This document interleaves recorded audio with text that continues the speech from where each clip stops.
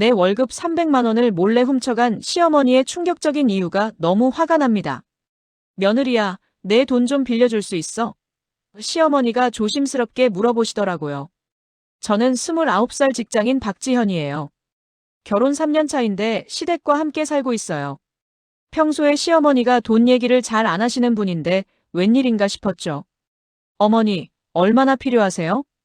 100만 원 정도면 될 것 같은데. 별일 아니겠다 싶어서 바로 드렸어요. 그런데 일주일 후에 또 오시는 거예요. 지연아, 미안한데 또 좀. 이번에는 200만 원이더라고요. 좀 이상했지만 그래도 가족이니까 드렸어요.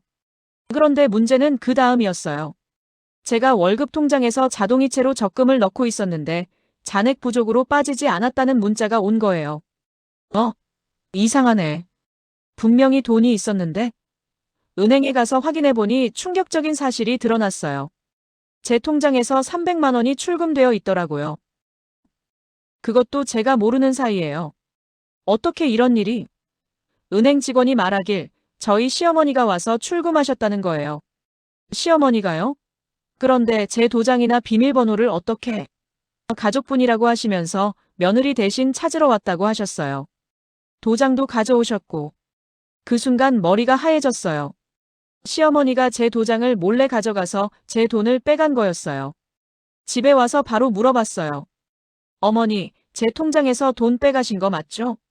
시어머니가 당황하시더니 이렇게 말씀하시는 거예요. 지연아, 미안하다. 급한 일이 있어서. 어떤 급한 일이길래 제 허락도 없이 제 돈을 가져가셨어요? 그게 말하기가. 시어머니가 한참을 망설이시다가 충격적인 사실을 털어놓으시더라고요. 사실은 내 시아버지가 도박을 해서. 네, 도박이요? 경마, 카지노.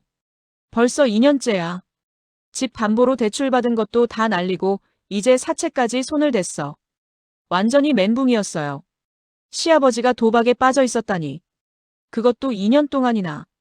그럼 지금까지 제가 드린 돈도 다 시아버지 도박비 때문이었어요? 미안하다. 내 남편한테는 얘기하지 마라. 얘가 알면 완전히 집안이 망가질까 봐. 그 순간 정말 화가 났어요. 제 돈을 몰래 훔쳐가면서 남편한테는 비밀로 하라니요. 어머니, 이건 너무하세요. 남편 몰래 제 돈을 훔쳐가시고 그것도 도박비 때문에. 지연아, 제발. 한 번만 더 도와줘. 이번만 정리하면 시아버지가 끊을 거라고 약속했어. 하지만 저는 더 이상 속을 수 없었어요. 당장 남편한테 전화했어요. 여보, 지금 당장 집에 와. 말할 게 있어. 남편이 집에 와서 상황을 듣더니 완전히 얼굴이 하얘지더라고요. 아버지가 도박을? 그리고 엄마가 지연이 돈을 몰래 가져갔다고? 벌써 몇 달 동안 계속된 일이야. 그날 밤 집안이 완전히 발칵 뒤집혔어요. 남편이 시아버지랑 대판 싸우고 시어머니는 울면서 사과하고. 정말 난리가 났어요. 시아버지가 하시는 말이 가관이었어요. 이것도 가족을 위한 거였어. 한 번만 크게 따면 모든 게 해결될 줄 알았다고. 아버지, 그게 말이 됩니까? 남의 돈 훔쳐서 도박하는 게 가족을 위한 거예요? 결국 저희는 분가하기로 했어요. 더 이상 같이 살 수 없었거든요. 그런데 분가 준비를 하면서 더 충격적인 사실들이 드러났어요. 시아버지가 제 이름으로 대출을 받으려고 했다는 거예요. 다행히 은행에서 본인 확인 때문에 막혔지만 정말 소름 돋더라고요. 여보, 이건 정말 범죄 아니야? 그러게. 아버지가 이런 분이신 줄 몰랐어. 시어머니도 나중에 알고 보니 제 적금 통장 비밀번호까지 알고 계셨더라고요. 제가 한번 입력하는 걸 몰래 본 거였어요. 정말 소름 돋았어요. 분가한 후에도 시어머니가 계속 전화하시더라고요. 지연아, 우리 정말 잘못했다. 한 번만 더 기회를 줘. 어머니, 이미 늦었어요. 저한테 거짓말하시고 제 돈 훔쳐가시고. 어떻게 다시 믿어요? 시아버지가 도박 끊겠다고 약속했어. 정말 마지막이야. 하지만 저는 더 이상 속지 않기로 했어요. 한 달 후에 알고 보니까 시아버지가 또 다른 곳에서 돈을 빌렸더라고요.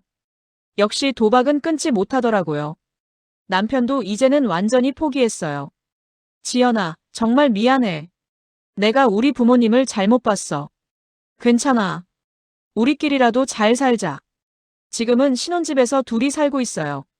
시댁과는 연락을 완전히 끊었어요. 가끔 시어머니가 문자 보내시지만 읽지도 않아요.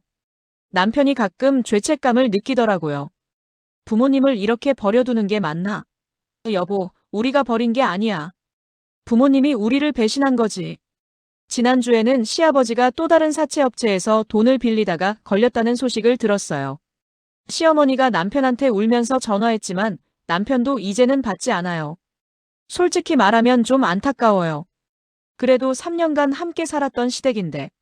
하지만 다시는 그런 일을 당하고 싶지 않아요.